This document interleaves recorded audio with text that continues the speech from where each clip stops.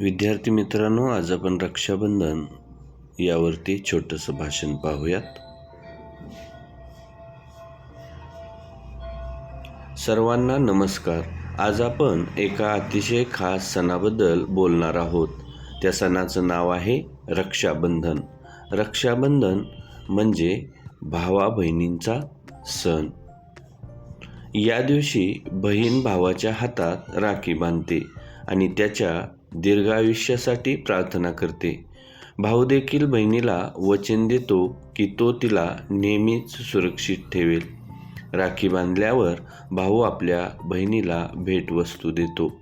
हा सण प्रेम आणि नात्याचा सण आहे.